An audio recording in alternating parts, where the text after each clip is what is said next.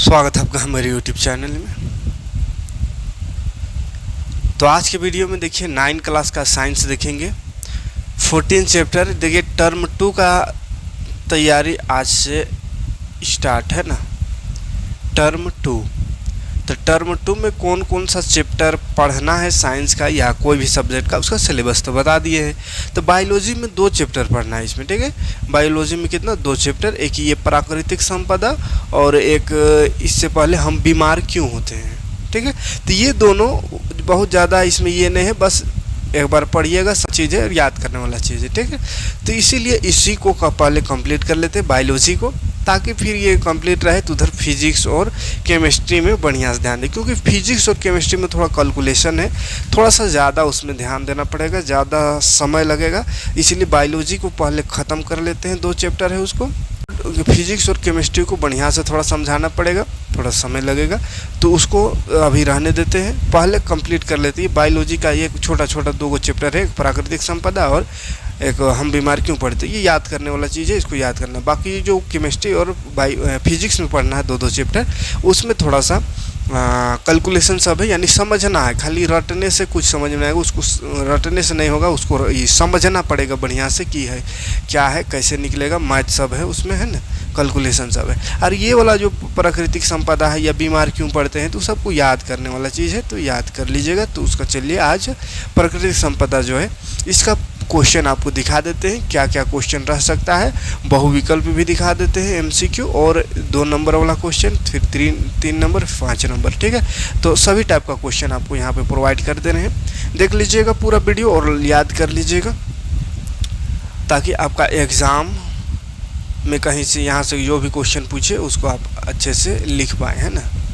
तो एमसीक्यू भी रहेगा टर्म 2 में, कुछ बहुत 5-10 तो रह सकता है, बाकी लिखने वाला रहेगा, ठीक है। तो चलिए एमसीक्यू इसमें क्या क्या बन सकता है देखते हैं। प्राकृतिक संपदा है, तो प्राकृतिक संपदा क्या है? ऑप्शन में है जल, वायु, मिट्टी, ये सब का सब प्राकृतिक संपदा है। प्राकृतिक द्वारा जो हमें प्राप्त हुआ है वो प्राकृतिक संपदा, तो ये सब हो जाएगा। तो इनमें से सभी इसमें लगा देना है। अगला क्वेश्चन है कौन प्राकृतिक संपदा नहीं है? तो देखिए प्राकृतिक संपदा में देखिए लास्ट का कोयला है, वायु है, जल है, लेकिन खेत नहीं है, ठीक है।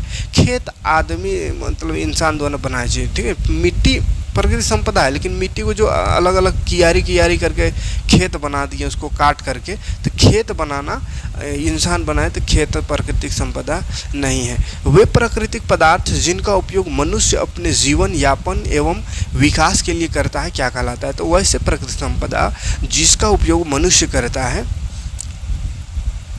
अपने प्राकृतिक पदार्थ, ऐसे प्राकृतिक पदार्थ जिनका उपयोग मनुष्य करता है अपने जीवन यापन में, तो वही कहलाता है प्राकृतिक संपदा। 3 नंबर ऑप्शन इसमें सही होगा। अगला क्वेश्चन है ओजोन है। ओजोन क्या है? तो एक प्रकार का ये गैस है, ठीक है। O3 फॉर्मूला होता है, याद रखिएगा, फॉर्मूला भी पूछ सकता है। ओजोन का सूत्र क्या होता है? तो O3 है ना।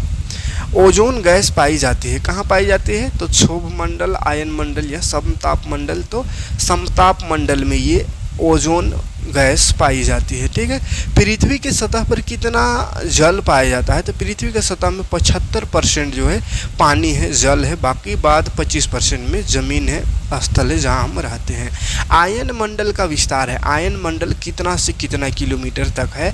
तो 80 किलोमीटर ऊपर रहेगा तो आयन मंडल भेटा जाएगा, और कितना दूर? तो 640 किलोमीटर तक, 80 से 640 किलोमीटर तक आयन मंडल। क्षोभ मंडल का विस्तार कितना है? तो क्षोभ मंडल है 10 किलोमीटर से 12 किलोमीटर तक, ठीक है। समताप मंडल कितना है? तो ये 12 से 50 है, 12 से 50 किलोमीटर तक समताप मंडल कहते हैं, ठीक है। अगला क्वेश्चन है वायुमंडल में कार्बन डाइऑक्साइड के बढ़ने का संबंध है। तो वायुमंडल में जो कार्बन डाइऑक्साइड बढ़ रहा है उसका क्या संबंध है? तो समुद्र तल के उठने से और बाकी अम्ल वर्षा चक्रवात ये सब नहीं होगा, पहला ऑप्शन होगा समुद्र तल के उठने से संबंध है, यानी कार्बन डाइऑक्साइड बढ़ रहा है तो समुद्र तल उठ रहा है, ठीक है। समुद्र तल मतलब बर्फ पिघल रहा है, समुद्र का पानी ज़्यादा हो रहा है ना, समुद्र में पानी की मात्रा बढ़ रहा है, बाढ़ आ सकता है इससे। ओजोन का सूत्र तभी बताए, O3। पृथ्वी की ऊपरी उपजाऊ सतह जो चट्टानों के अपक्षय से बनती है क्या कहलाता है? तो चट्टानों जो टूटने से बनती है जो उपजाऊ है मिट्टी कहलाता है। मृदा अपरदन का संबंध है। तो मृदा अपरदन वर्षा से अतिचारण से, पेड़ की कटाई से, या इनमें से भी? तो अतिचारण से है ना, वर्षा से ज़्यादा अपर्दन होता है ना पेड़ की कटाई से, अतिचारण सबसे बड़ा संबंध है। बहुत ज़्यादा चराई हो जाता है जानवरों को का, उसमें पौधा उधा सब खत्म कर दिया जाता है, तो उससे मिट्टी कटाई होता है। अतिचारण का संबंध है किससे? तो उसी का उल्टा आ गया क्वेश्चन, मृदा अपरदन से, यानी मिट्टी के कटाव से संबंध है। धूम कोहरा का क्या संकेत करता है? तो धूम कोहरा वायु प्रदूषण का संकेत करता है। धूम कोहरा बहुत ज़्यादा हो रहा है, यानी कि वायु प्रदूषण उस एरिया में ज़्यादा है। चंद्रमा पर ताप का प्रास क्या है? यानी चंद्रमा का ताप कितना है से कितना है? तो -90 डिग्री सेल्सियस से लेकर के 110 डिग्री सेल्सियस तक है। ठीक है, ये माइनस है, ये माइनस नहीं है, बीच में जो है ये माइनस नहीं है, ये से है ना, -190 से 110, बीच में डैश है, 110 सेंटीमीटर तक, 110 डिग्री सेल्सियस तक है। पौधे जिन पदार्थों का संश्लेषण करते हैं उसको क्या कहते हैं? तो जिनको लेते हैं वो संश्लेषण करते हैं उसको जैव रसायन कहते हैं, जिनको लेते हैं और भोजन बनाते हैं। ठीक है, वायु में नाइट्रोजन की प्रतिशत मात्रा क्या है? तो वायु में नाइट्रोजन जो है 78% है। ओजोन परत के ह्रास यानी अवक्षय का मुख्य कारण क्या है? तो CFC मुख्य कारण है, याद रखिएगा। क्लोरोफ्लोरोकार्बन। वैश्विक ऊष्मीकरण यानी कि ग्लोबल वार्मिंग जिसको अंग्रेजी में कहते हैं, उसका कारण क्या है? तो कार्बन डाइऑक्साइड के बढ़ने के कारण विश्व उष्णन हो रहा है। पौधों पर प्रभाव के लिए उत्तरदायी गैस है। तो पौधों पर प्रभाव कौन? कार्बन डाइऑक्साइड डालता है ना, कार्बन डाइऑक्साइड को ही पौधा लेता है। ओजोन परत किस मंडल में पाई जाती है? तो ओजोन परत, ये तो क्वेश्चन तभी होता है, समताप मंडल में पाई जाती है। निम्न में कौन वायु प्रदूषक नहीं है? तो सल्फर डाइऑक्साइड है, कार्बन मोनोऑक्साइड है, कार्बन डाइऑक्साइड ये वायु प्रदूषक नहीं है। ठीक है, अगला क्वेश्चन, अम्ल वर्षा होती है, क्या होती है? कारखानों से निकलने वाले धुआं वही बादल बनता है और उससे जो बारिश होती है वो अम्ल वर्षा कहलाती है। अम्ल वर्षा मुख्यतः किस गैस के कारण होती है? तो SO2 सल्फर डाइऑक्साइड गैस के कारण होती है, जो कि बारिश से मिलकर कौन सा अम्ल बना? H2SO4 सल्फ्यूरिक अम्ल बना देता है। ठीक है, ओजोन परत के क्षरण के कारण क्या है? तो त्वचा कैंसर क्या होता है? तो ओजोन परत का जो क्षरण हो रहा है उससे त्वचा कैंसर बढ़ रहा है। नाइट्रोजन का स्त्रीकरण किस जीवाणु के कारण संभव है? तो राइजोबियम, याद रखिएगा, नाइट्रोजन का स्त्रीकरण करता है राइजोबियम नामक जीवाणु। नाइट्रोजन स्त्रीकरण में हेगहीमोग्लोबिन का क्या कार्य है? तो ऑक्सीजन का अवशोषण नहीं करता है। ठीक है, ऑक्सीजन का अवशोषण। तो ये रहा MCQ। अब आते हैं 2 नंबरी क्वेश्चन। ठीक है, 2 मार्क्स का क्वेश्चन क्या क्या पूछ सकता है? पृथ्वी की सतह पर कितना जल पाया जाता है? तो 75%। ये MCQ में भी था। जीवमंडल में कौन कौन से भाग है? तो जीवमंडल में वायुमंडल है, जल मंडल है और स्थल मंडल है। फिर जीवमंडल के कौन कौन से घटक है? तो एक जैविक घटक है जो जानदार है, एक अजैविक घटक है जो कि जिसमें जान नहीं, निर्जीव है। चंद्रमा पर ताप का परास क्या है? तो क्वेश्चन MCQ में भी था, याद रखिएगा। वायुमंडल में परिवर्तन क्यों होता है? तो वायु का असमान रूप से गर्म होने के कारण वायुमंडल में परिवर्तन होता है। ठीक है, अगला क्वेश्चन है, क्या होता है जब सूर्य के किरणों से गर्म होती है? क्या होता है जब वायु सूर्य की किरणों से गर्म होती है? तो वायु गर्म होगा तो क्या होगा? गर्म होकर वायु ऊपर उठता है। ठीक है, और वहाँ जो खाली स्थान हो गया उस खाली स्थान को भरने के लिए फिर से उधर हवा आता है गर्म से ठंडा की ओर, है ना। वायु के गर्म होने पर उससे किस प्रकार की धाराएं उत्पन्न होती है? तो संवहन धाराएं। वायु जो गर्म होता है तो उसमें संवहन धाराएं उत्पन्न होती है और वो ऊपर उठ जाता है। धूम कोहरा का क्या संदेश है? तो वायु प्रदूषण का संदेश है। वायु प्रदूषण का दृश्य संकेत क्या है? तो धूम कोहरा है। वायु प्रदूषण को अगर देखा जाए तो उसका दृश्य संकेत कैसे देख सकते हैं? तो धूम कोहरा से। पहाड़ी ढलानों पर सघन वृक्षारोपण करने से किस भौतिक समस्या का समाधान संभव है? तो ढलानों पर ज़्यादा से ज़्यादा पेड़ लगाने से मृदा अपरदन को बचाया जा सकता है, मिट्टी कटने से बचाया जा सकता है। किन्हीं 2 ग्रीन हाउस गैसों के नाम बताइए। तो एगो carbon dioxide green house gas है और एगो मीथेन। ठीक है, CH4 मीथेन का फॉर्मूला। मिट्टी के प्रकार का निर्धारण किस आधार पर होता है? तो मिट्टी के कणों का औसत आकार है ना, मिट्टी जिस कण से मिलकर बना है है, उसका औसत आकार, उसका रंग कैसे, उस आधार पर मिट्टी का प्रकार बनाया जाता है। मिट्टी की गुणवत्ता का निर्धारण किस आधार पर किया जाता है? तो मिट्टी में उपलब्ध ह्यूमस और सूक्ष्मजीव के आधार पर मिट्टी की गुणवत्ता का पता लगाया जाता है। तो ह्यूमस अच्छा है, सूक्ष्मजीव अच्छा है तो अधिक उपजाऊ मिट्टी होगा, अदरवाइज नहीं होगा। ठीक है। और अब बोलते हैं लघु का है, लघु उत्तर यानी 3 मार्क्स क्वेश्चन। वायुमंडल एक कंबल की तरह कैसे कार्य करता है? तो वायुमंडल एक कंबल की तरह कार्य करता है। यह औसत ताप को स्थिर रखता है। यह दिन के समय अचानक ताप की वृद्धि को रोकता है। रात के समय यह बाहरी अंतरिक्ष में ऊष्मा के पलायन को रोकता है। मतलब क्या करता है? यह तापमान को तो स्थिर रख रहा है पहला, दूसरा दिन के समय अचानक तापमान को वृद्धि होने से रोकता है। वायुमंडल एक चादर की तरह है, तो डायरेक्ट सूर्य की किरण को नहीं आने देता, कुछ को सोख लेता है, कुछ को आने देता। ठीक है। तो अचानक गर्मी से बचाता है। और रात के समय में ऐसा नहीं कि पूरा का पूरा अगर चल जाता, जितना ऊष्मा है पृथ्वी का सब चल जाता ऊपर, तो भी तो बहुत ज़्यादा ठंड लगता है वो रात में। तो रात के समय भी बचाता है ठंडा से, यानी उस जितना ऊष्मा है उसको अंतरिक्ष में जाने से बचाता है। कुछ ऊष्मा को पृथ्वी में भी रहने देता है, वो ढकले हैं, रोक देता है कुछ ऊष्मा को, ताकि रात में भी ठीक ठाक रखता है ना। वो अदरवाइज ठंड और रात में बर्फ़ बन जाता है आदमी। वायु प्रवाह पवन के क्या कारण है? तो पृथ्वी के ऊपर की वायु शीघ्रता से गर्म होकर हल्की हो जाती है और ऊपर उठ जाती है। गर्म हुआ तो हल्का होकर ऊपर उठ जाता है। इस प्रकार वायु का दाब कम हो जाता है, अतः समुद्र के ऊपर की वायु कम दाब वाले एरिया की तरफ यानी क्षेत्र की तरफ बहने लगती है। यह बहती हुई वायु ही पवन कहलाती है। ठीक है। अब बादलों का निर्माण, मतलब समझ में आना, गर्म हुआ, जैसे यहाँ वायुमंडल इस तरह गर्म हुआ, यहाँ का हवा ऊपर चल जाता है। खाली जगह हुआ, यहाँ खाली जगह का हुआ, ये ठंडा वाला जो समुद्र के ऊपर का हवा है वो इस खाली स्थान को भरने के लिए आ जाता है। इसी तरह पवन का निर्माण होता है। ठीक है। बादलों का निर्माण कैसे होता है? तो देखिए, जब जल स्रोतों से पानी वाष्पन के रूप में हवा में चला जाता है ना, ये तो बहुत बच्चा से पढ़ते आ रहे जल चक्र के बारे में। ठीक है।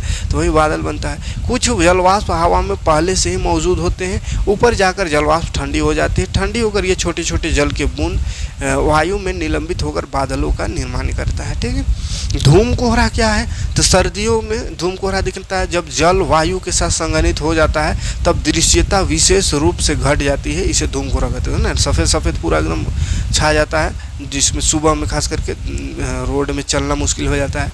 जीवों को जल की आवश्यकता क्यों होती है? तो पानी ना रहेगा तो जिएगा नहीं, जिएगा, है ना। सभी कोशिकीय प्रक्रियाएं जल माध्यम में होती है। पदार्थों का संवहन घुली अवस्था में होता है। पदार्थ का संवहन भी घुली अवस्था में होता है, सूखले सूखल नहीं होगा।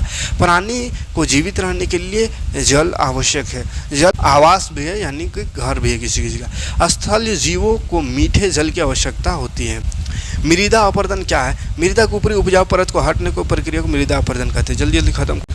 मृदा अपर्दन को रोकने और कम करने का कौन कौन सा तरीका है? तो मृदा अपर्दन को रोकने और कम करने का तरीका देखिए, अधिक से अधिक फसल उगाना, अधिक से अधिक चराई को रोकना है, बहुत ज़्यादा घास नहीं चरने देना, पेड़ों के काटने को कम करना तथा काटे गए पेड़ का स्थान पर अधिक पेड़ लगाना, मिट्टी की उपजाऊ शक्ति को बनाए रखना तथा फसल उगाना। ठीक है। अगला क्वेश्चन है, जीवित प्राणी मृदा पर कैसे निर्भर है? क्या जल में रहने वाले जीव संपदा के रूप में मृदा से पूरी तरह स्वतंत्र है? तो जीवित प्राणी प्रत्यक्ष या परोक्ष रूप से मिट्टी पर निर्भर करते हैं, क्योंकि सभी जीवित प्राणी ऊर्जा और खाद्य पदार्थों के लिए हरे पौधों पर निर्भर करते हैं। मांसाहारी भी दूसरे शाकाहारी जीवों पर निर्भर करते हैं। मांसाहारी भी दूसरे शाकाहारी जीवों पर निर्भर करते हैं। पौधे मिट्टी पर निर्भर करते हैं, क्योंकि पौधे अपने भोजन के लिए पोषक तत्व मिट्टी से लाते हैं। पौधे अपने जड़ों द्वारा मिट्टी में खड़े रहते हैं। तो देखिए, चाहे कोई भी जीव जंतु हो, या तो डायरेक्ट या इनडायरेक्ट मिट्टी पर डिपेंड है। जैसे हम लोग, अगर मान के चलिए कोई मांसाहारी शेर है, मांसाहारी कहेगा हम मिट्टी से डिपेंड नहीं है, हम मिट्टी वाला चीज़ को नहीं खाते हैं। तो ऐसा थोड़ी है, वो मांसाहारी है लेकिन वो जिसको खा रहा है वो तो शाकाहारी है, वो तो खा रहा है घास फूस पेड़ पौधा को, है ना, तो जो कि मिट्टी से ही उपजा है। तो सब डिपेंड है मिट्टी पर, है ना। यह कहना सही नहीं है कि जल में रहने वाला जीव पूर्ण रूप से मिट्टी से स्वतंत्र होता है। तो ये भी सही नहीं कि ऐसा नहीं कि जल में जो रहता है वो मिट्टी पर डिपेंड है। जल में रहने वाला जीव भी मिट्टी पर डिपेंड है ना। तो ऐसा नहीं कह सकते हैं कि वो मिट्टी से स्वतंत्र है, क्योंकि जो जीव पानी में रहते हैं वो भी हरे पौधों पर निर्भर करते हैं। तो पानी में जो रहते हैं वो भी पौधों पर निर्भर करते हैं। वे खनिज तथा ऊर्जा पौधों से ही लेते हैं। पौधे मिट्टी से अपना भोजन लेते हैं। चट्टानों में पाए जाने वाले खनिज भी तभी जीवों द्वारा लिए जा सकते हैं जब वो मिट्टी के रूप में बदल जाता है ना। तो सब कहीं ना कहीं मिट्टी पर डिपेंड करता है, इस बात को यहाँ पे कहा गया है। ठीक है। अतः हम कह सकते हैं कि सभी जीव स्थलीय हो या जलीय हो या ये प्रत्यक्ष या परोक्ष रूप से यानी डायरेक्ट या इनडायरेक्टली मिट्टी पर ही निर्भर होता है। ठीक है, जंगल वायु मृदा तथा जलीय स्रोत की गुणवत्ता को कैसे प्रभावित करता है। तो जंगल जो है वायु मृदा तथा जलीय स्रोत की गुणवत्ता को कैसे प्रभावित करता है, ये क्वेश्चन पिछला एग्जाम जो हुआ था टेस्ट एग्जाम उसमें भी आया था। तो जंगल हवा मिट्टी और जलीय स्रोत तीनों को प्रभावित करते हैं। जंगल कार्बन डाइऑक्साइड व ऑक्सीजन के संतुलित को बनाए रखते हैं। वे प्रकाश संश्लेषण के लिए CO2 यानी कार्बन डाइऑक्साइड, इधर वाला देखिए ना लंबा पार हो जा रहा है, तो अब सोच रहे हैं क्या हो रहा है, के लिए कार्बन डाइऑक्साइड लेते हैं तथा O2 निकालते हैं तथा श्वसन व दहन से CO2 निकालते हैं और O2 लेते हैं। ठीक है, जंगल मृदा अपरदन को रोकता है। पौधों की जड़ें मिट्टी को जकड़े रखती है और जल व वायु द्वारा मिट्टी में को बहने से रोकता है। जंगल जल स्रोतों को पुनः पूरण के लिए भी आवश्यक है। ये वाष्पोत्सर्जन द्वारा व जलचक्र द्वारा भूमिगत तथा पृथ्वी ऊपर के जल स्रोतों को बनाए रखने में हमारी महत्वपूर्ण भूमिका निभाते हैं। तो ये जंगल का मुख्य काम है ना, जंगल कैसे मिट्टी जल ये सब को ये करता है वो उसके बारे में है। तो जंगल जो है मिट्टी जल तथा वायु स्रोत की गुणवत्ता को प्रभावित करता है। ठीक है, तो इस सबको याद रखिएगा, है ना। मृदा अपरदन क्या है, मतलब मिट्टी का कटाव क्या है, इसके कारण तथा प्रभाव क्या है। तो तब ये क्वेश्चन आया था, है ना, मिट्टी का की परत का नष्ट होना मृदा अपरदन कहलाता है। मृदा अपरदन में मिट्टी की उपजाऊ सतह अपने मूल स्थान से हटकर दूसरे स्थान पर स्थानांतरित हो जाती है। मृदा अपरदन में अनेक भौतिक एवं रासायनिक परिवर्तन होता है। पानी आ रहा है। मृदा अपरदन के कारण इसके दो मुख्य कारक है। वातावरणीय कारक जल और वायु है और जैविक कारण है वनों का नष्ट होना। प्रभाव इससे क्या हो रहा है, तो मृदा अपरदन से बहुत अधिक क्षति होती है। इससे मिट्टी की उपजाऊ शक्ति नष्ट हो जाती है, वह बंजर बन जाती है। नदियों में बाढ़ आती है, भूमिगत जल का स्तर नीचा हो जाता है, भूमि असमतल हो जाती है, जिससे कृषि क्रियाएं सरलता से पूरी नहीं हो पाती है। अब रोकने का उपाय क्या है, तो बांध बनाए, वृक्षारोपण करें, खेतों में मेड़ बनाए ना। अम्लीय वर्षा किसे कहते हैं, इसके कौन कौन से हानिकारक प्रभाव होते हैं। तो पृथ्वी पर मोटर वाहनों के धुओं एवं कारखानों की चिमनियों के धुओं में सल्फर डाइऑक्साइड, नाइट्रोजन ऑक्साइड एवं कार्बन डाइऑक्साइड गैस होती है। ये गैसें वायुमंडल में ऊपर उठती है एवं वर्षा के समय वर्षा के जल से अभिक्रिया करके अम्ल बनाती है। यह अम्ल जब वर्षा जल के साथ भूमि पर आता है तो इसे अम्लीय वर्षा कहते हैं। अम्लीय वर्षा से क्या क्या हानि है, तो इससे पेड़ पौधे की पत्तियां क्षतिग्रस्त हो जाती है और प्रकाश संश्लेषण की दर कम हो जाता है। अगला हानि है, इसमें ऐतिहासिक इमारतें क्षतिग्रस्त हो जाती है, क्योंकि उनका संगमरमर या चूना अम्ल से अभिक्रिया करता है। ठीक है, इससे त्वचा रोग होने की संभावना है, जैसे कैंसर सब होता है इससे। वैश्विक उष्णन या पौधाघर प्रभाव क्या है, इसके क्या परिणाम हो सकते हैं।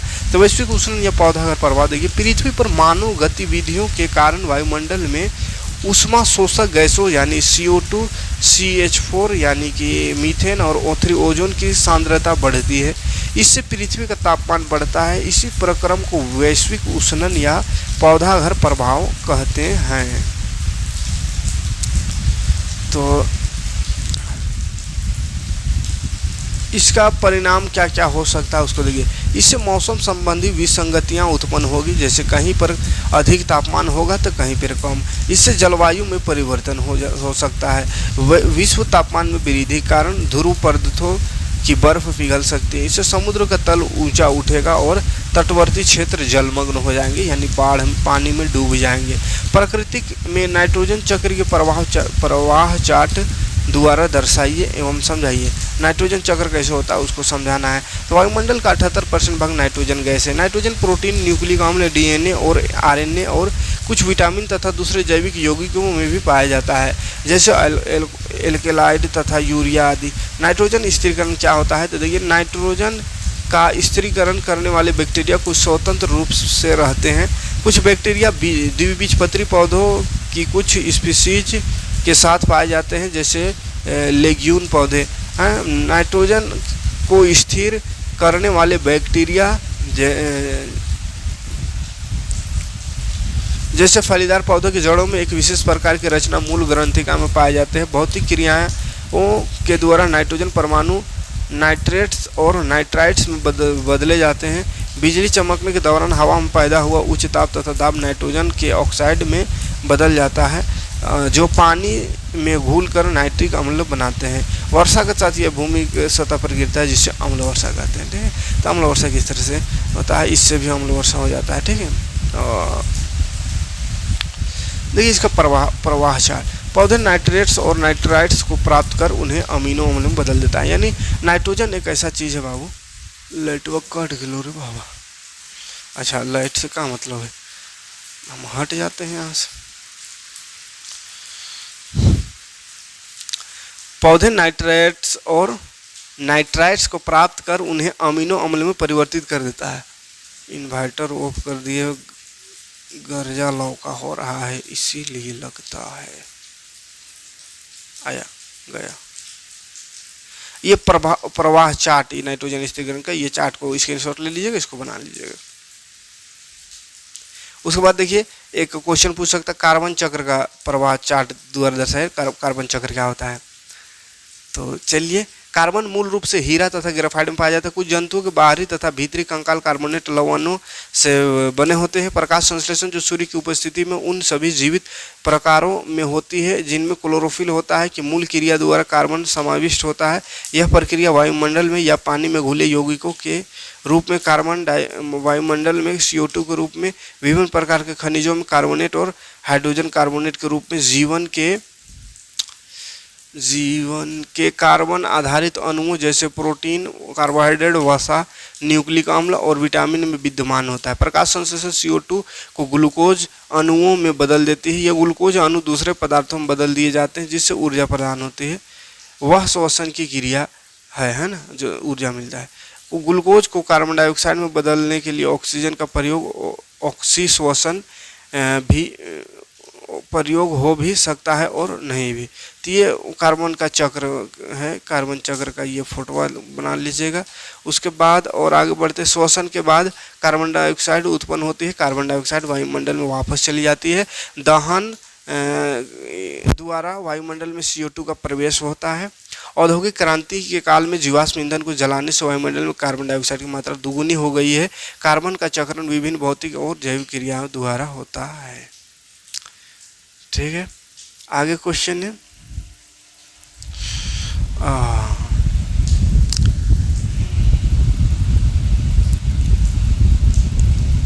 ऑक्सीजन चक्र को। तो ये चक्र कुछ याद रखिएगा, नाइट्रोजन चक्र, कार्बन चक्र, ऑक्सीजन चक्र। ठीक है, कार्बोहाइड्रेट, प्रोटीन, न्यूक्लिक अम्ल और वसा जैसे जैविक अणुओं का ऑक्सीजन एक आवश्यक घटक है। यह मूल रूप से वायुमंडल में 21% है। बड़े पैमाने पर यह पृथ्वी के पटल में यौगिक के रूप में और वायु में कार्बन डाइऑक्साइड के रूप में पाया जाता है। पटल में यह धातुओं और सिलिकॉन के ऑक्साइड के रूप में पाया जाता है। कार्बोनेट, सल्फेट, नाइट्रेट और दूसरे खनिजों में भी ऑक्सीजन होते हैं। ऑक्सीजन पृथ्वी पर बहुत अधिक मात्रा में पाया जाने वाला तत्व है। वायुमंडल से ऑक्सीजन का उपयोग श्वसन, दहन और नाइट्रोजन के ऑक्साइड के निर्माण में होता है। प्रकाश संश्लेषण द्वारा O2 वायुमंडल में लौटती है। प्रकाश संश्लेषण तथा पृथ्वी बड़े ऑक्सीजन चक्र का निर्माण करता है। ठीक है, तो ऑक्सीजन चक्र सबसे बड़ा उसके कारण पेड़ पौधा ही ऑक्सीजन चक्र को बनाए रखता है। ये चित्र उसका हो गया। ठीक है, तो इतना क्वेश्चन कर लीजिएगा, तो इससे और हट के क्वेश्चन नहीं आएगा। ठीक है, तो सबको थोड़ा सा पढ़ लीजिएगा, याद करने का प्रयास करिएगा, याद कर लीजिएगा। मिलते हैं नेक्स्ट वीडियो में नेक्स्ट चैप्टर लेकर के। आज थोड़ा सा ठीक लग भी नहीं रहा है, तो आज मैथ नहीं पढ़ा रहे हैं इसलिए। ठीक है, मैथ कल से देंगे, है ना, टेंशन नहीं लेना है। 6 चैप्टर है, इसकी 7 चैप्टर है, पूरा कंप्लीट करा देंगे और अच्छे तरीके से कंप्लीट कराएंगे। जैसे टर्म 1 में आपका तैयारी पूरा कराया तो बढ़िया एग्जाम गया, तो वैसे टर्म 2 में भी जाएगा। टेंशन नहीं लेना है ना। मिलते हैं।